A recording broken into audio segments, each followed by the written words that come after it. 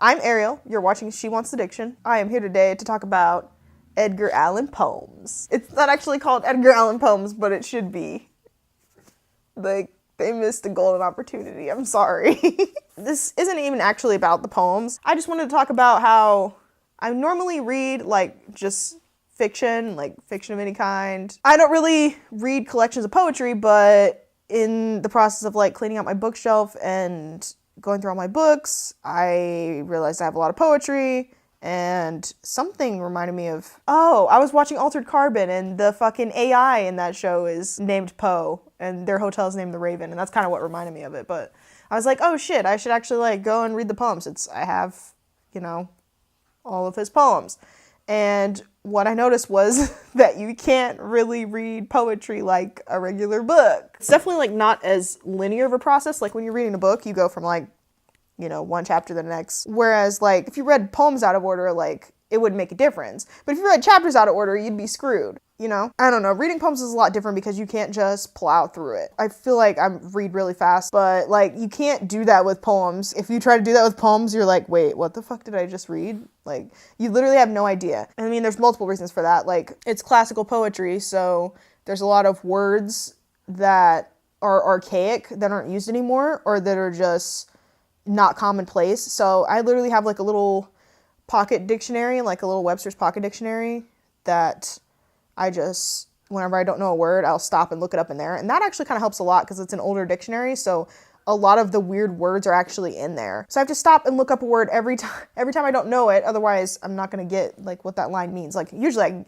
sometimes I can guess, but not very much. So there's that, and then there's also a lot of the references he makes are to, like, mythology, and I'm not well versed in mythology. Like, the only references that I really get are biblical. His references are just old as shit, and I'm not, like, educated on it, so I'll have to, like, look it up and figure out what it means. Like, sometimes there'll be a little footnote if they're nice enough to leave that for you. But I mean, it's not an analysis. It's just his printed works. It's not going to take you through and explain the poem. Like, you pretty much just have to figure it out, which is fine. It's the way I like it.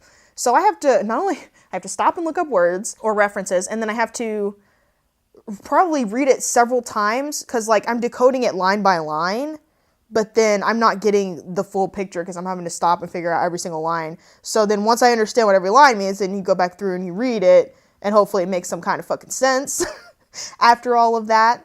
And it's definitely, like, a lot more effort. Like, you think a poem, it's short, it doesn't take up that much space, there's not much packed into there. Like, there is a lot packed into there. It's like fucking, who's that? Was that Mary Poppins with the purse that stuff just kept coming out of it? Like, I feel like that. I feel like reading poems is like that. It's like, oh shit, there's actually, like, a fuck ton of shit in here. You definitely have to, like, sit there and unpack it. And it's just a lot more effort, and you don't really feel like you're accomplishing much reading-wise because you maybe read, like, 3 or 4 pages in a sitting because it's just so involved. I feel like, I don't know, it's just a lot different to reading a book or a story. The other thing that I feel like helps is reading it out loud, because once you do that, I feel like it starts to make more sense because it's weird to just see it on a page, especially because the line breaks are strange and you don't always know, like, where the sentence ends or begins. So reading it out loud helps you get a better sense of that because it's more structured according to where he needs the rhyme scheme to fit, not where the sentence or the thought ends, if that makes any sense. So that's another thing that helps. I would say, like, have a dictionary on hand, read it out loud,